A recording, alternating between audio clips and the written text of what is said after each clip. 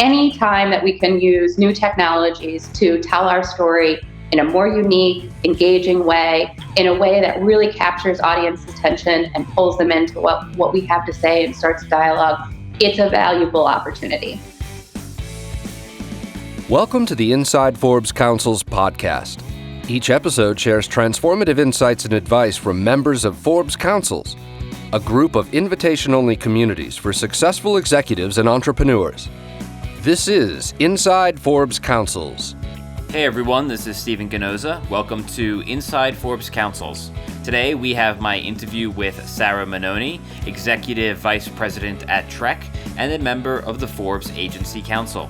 As part of the Trekk management team, Sarah has the unique opportunity to lead business development and business strategies around new technologies and applications to meet the current and future needs of Trekk clients.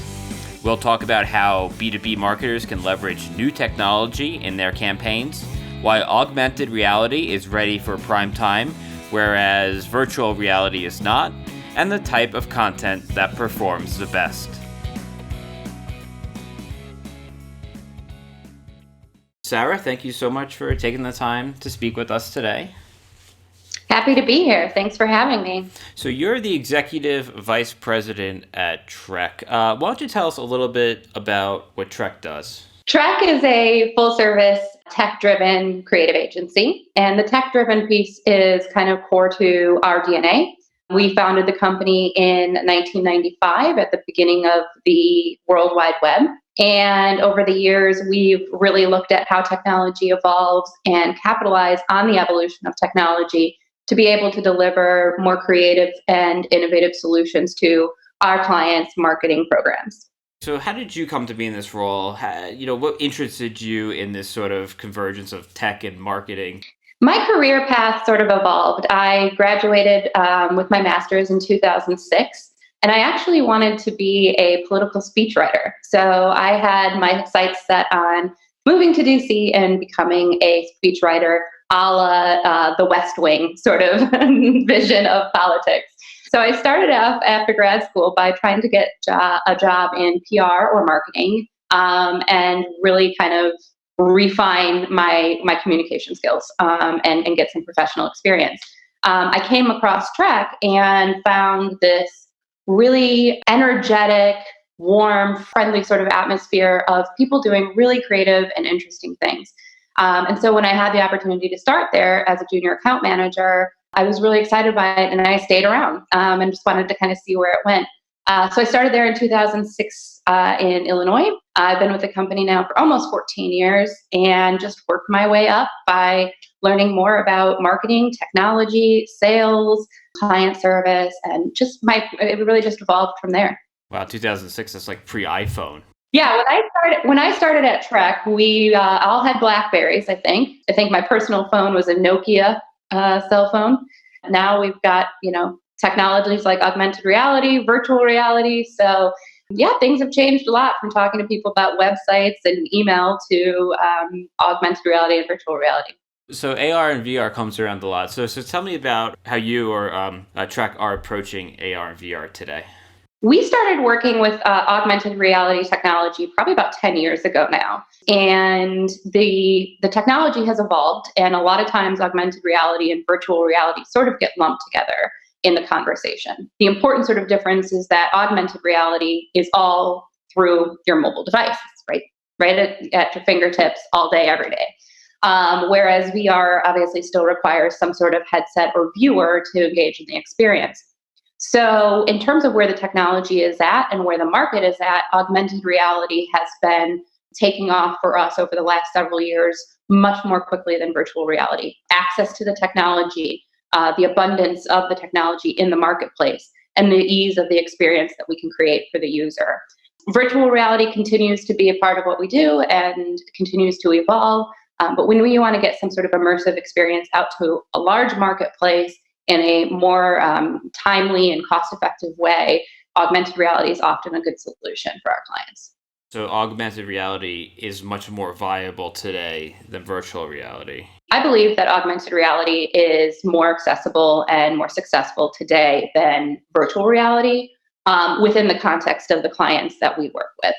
In places like healthcare or education or training, you might see more investment in the equipment and the experiences that you can create through virtual reality. If you're a marketer looking to demonstrate product capabilities or tell your story to a client, a potential client in an engaging way, augmented reality might be the better solution.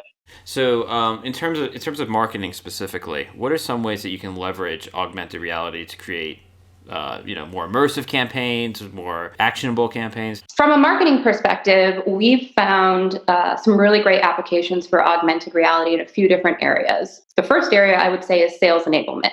For B2B marketers, and we're mainly a B2B agency, one of the most important things is arming your sales team and your sales representatives with new collateral, new tools and techniques to be able to go out and sell to the marketplace. Companies have loads of collateral that we can go back and actually integrate with augmented reality. So if you have a brochure that's talking about the product that you manufacture, you can take that brochure that you've produced, 2 years ago, 3 years ago, that everybody in the market already has their hands on, and you can start to layer on augmented reality experiences.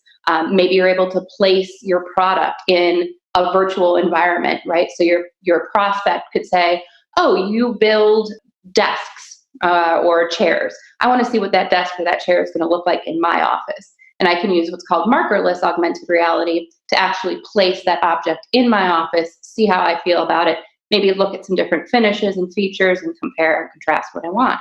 All of that great brochureware that especially B2B marketers have their hands on, as well as consumer brands, all provide an opportunity for pushing augmented reality experiences and getting those into the marketplace. So beyond sales collateral, there's a lot of opportunity for marketers to use augmented reality to engage their audiences in new ways and in different contexts. So one of the things that we found to be really successful is using augmented reality in things like trade show programs. You get a lot of B2B marketers that go to key industry events every year, and they're looking for some way to stand out in the crowd, drive traffic to their booth. And we found augmented reality is a really great way to drive attention, drive traffic, and drive engagement with audiences once they're in the booth. The other thing that's really nice about it is it's a really wonderful on-ramp for an ongoing multi-channel communication strategy. So if I come to a trade show, I come up to your booth, I engage with an augmented reality experience, I can then maybe share that experience via social. So we did a campaign a couple years back for International Paper for their Adobe Max event. And we created a series of print guides.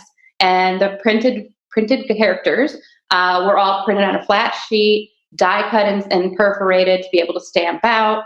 And then you can actually assemble the little character into like a little robot.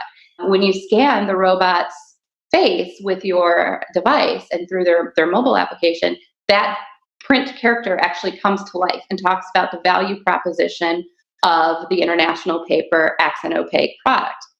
Beyond that, then, you've got a bunch of people leaving this trade show collecting all these different characters, and we encourage them to take photos with their characters back at their hotel room, around the city, around the conference center, with their friends, and now they're sharing all of these photos on Facebook and social and everything else. It also gives us an opportunity then to collect just a little bit of information from them and be able to continue the conversation long after the event. Another opportunity that we see with augmented reality is in the education space. We recently developed a mobile app and augmented reality program for a natural history museum in our hometown or headquarters town of Rockford, Illinois. They have an extensive collection of artifacts that are so delicate now that it's hard for them to keep them on display for long. So what we did was we took and shot in 360 degrees all of these different artifacts from the museum's collection. And we put them into the app, and a user can go into the app and actually be able to augment that particular artifact and place it in their environment. So I could place a dinosaur skull on my desk, right? So if you think about that, We, as young people, we take field trips, we go to the museums with our schools. As adults, we might take our children there or occasionally visit ourselves. But there's this opportunity to really create and continue conversations and continue learning about these different artifacts and these different cultures, periods of history, all through something like augmented reality, where you can really see and start to feel and connect with the story that the museum is trying to tell. So there are just endless possibilities when it comes to augmented reality. Anything we can do that we're really adding value to the user, whether that's educational value or entertainment value, something that makes a really memorable brand impression, that's where we see the greatest success. And who doesn't want a dinosaur head on their desk? I mean... It's pretty cool. It's pretty cool. How effective are these campaigns? And how do you measure how effective they are?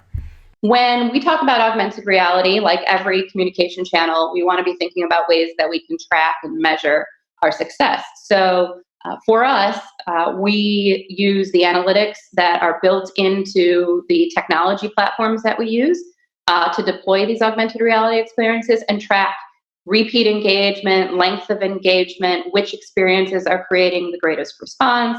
All of that, all of those analytics are something that we can then report back to our client. And again, where we see the most success and best performance is where the experience really adds value beyond what's on the printed page or the printed piece. And we see that, creating significantly more engagement with our printed materials in particular than we've been able to in the past. If you think about a catalog or a piece of collateral that might sit on a person's desk, there's really no reason for me to go back to it over and over again unless I need something. The other thing that we can do with AR is actually push new content out to that printed piece. So if I have a catalog that I go to, every 6 months or so to order a product for my office, I might kind of forget about it. Well, through augmented reality, I can actually notify that person via my mobile app and get them to go back to my catalog. Maybe I've got a special promo, a new finish or product or material I want to demonstrate. So we start to make print sort of an evergreen piece of the communication mix. So you mentioned that augmented reality is more accessible than, say, virtual reality, right? Because it can happen on your phone or your iPad, right? Everybody's got that, and you can reach people on those devices. What about, and I realize this is an impossible question, but what about the cost of putting together an AR campaign? Like, it might be accessible to companies because the technology exists, but how accessible is it to, say, like a small startup or an early stage growth company that might not have many resources? Good question. A lot of people think that it can be really costly to get into augmented reality, and they're perhaps not ready to make a big investment. The truth of the matter is there's a lot that a person can do at a very basic level to start integrating these technologies. If you have a library of video assets that already exist today, that's a great place to start. Any of those video assets can be used as the augmented reality experience. It might not be immersive, might not be 3D and animated, but it is a way to begin testing and sort of dip your toe into the waters of this technology. And there are a lot of third-party apps on the market. One that we use for clients sort of trying to make an entry into this space is called Wikitude. Wikitude really just enables you to take a marker. So that marker could be a printed image on an existing piece of collateral. It could be your packaging design for your product. That marker, that image, is basically just a PNG or a JPEG. And the technology basically maps to that image. And it says, okay, map all these points like you would on a facial recognition sort of thing, right? Map all the points of this image and then tell me which video it's connected to. So it does that on the back end for you.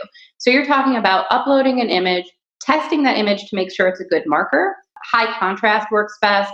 If there's low lighting or low contrast in the image, it can be hard for the mobile device to actually recognize the marker.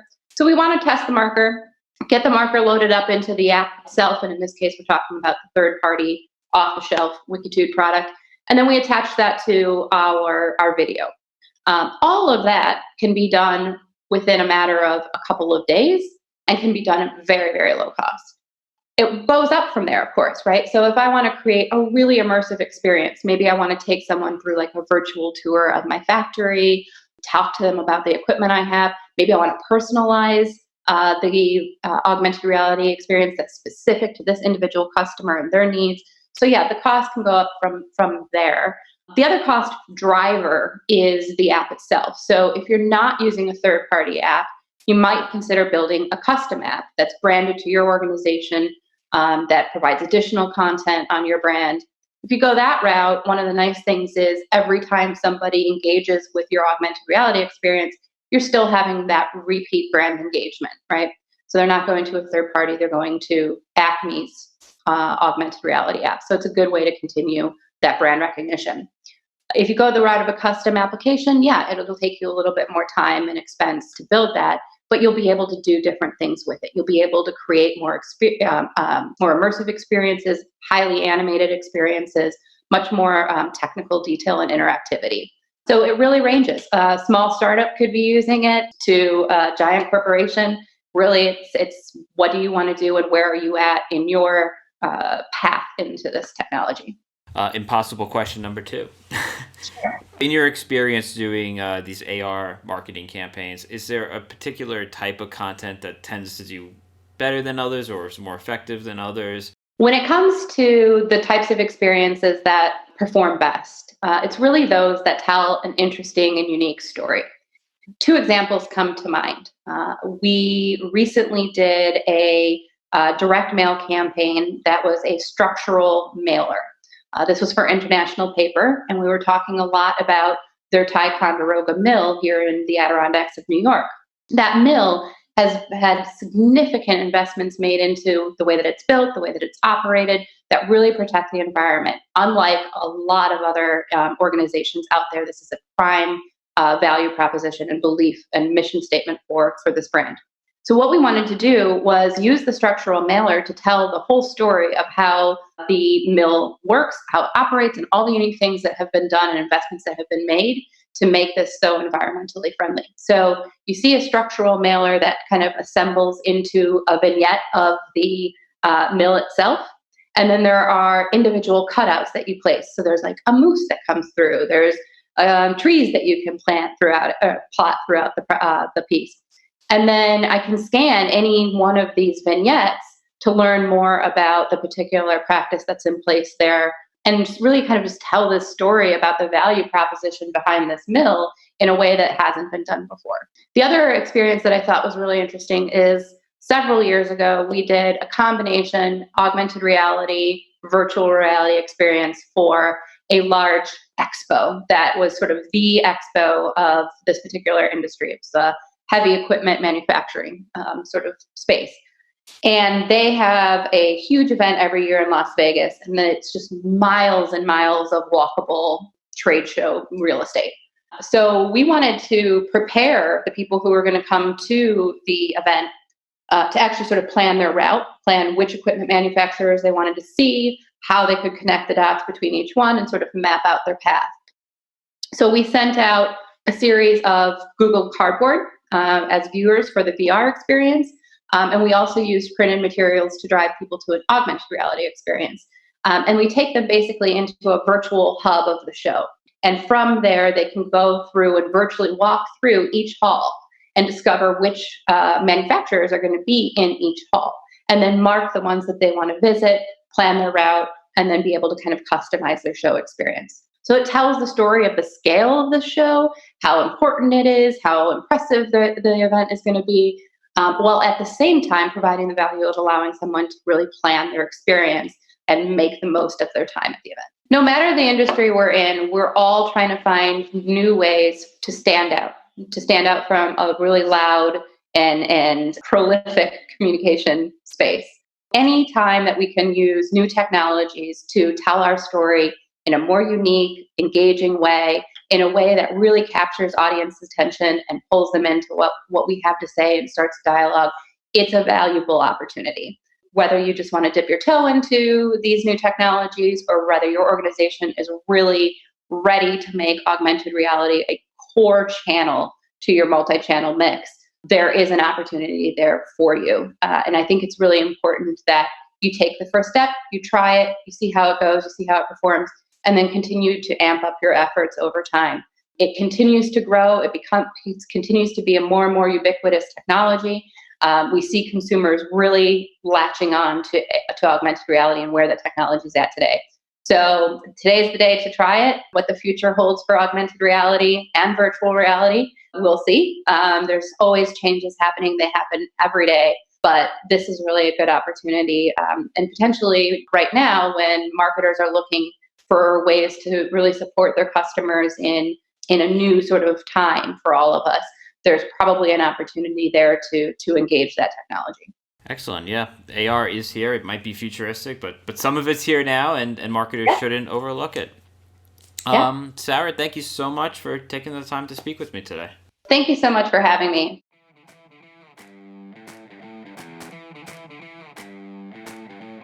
If you'd like to learn more about Trekk and the innovative technology-driven marketing that they're doing, check out Trekk.com. That's Trekk.com.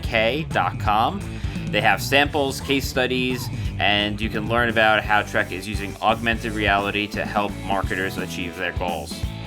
If you want more content about tech trends in marketing, be sure to check out episode 18 for a discussion on AR, VR, chatbots, AI, and more.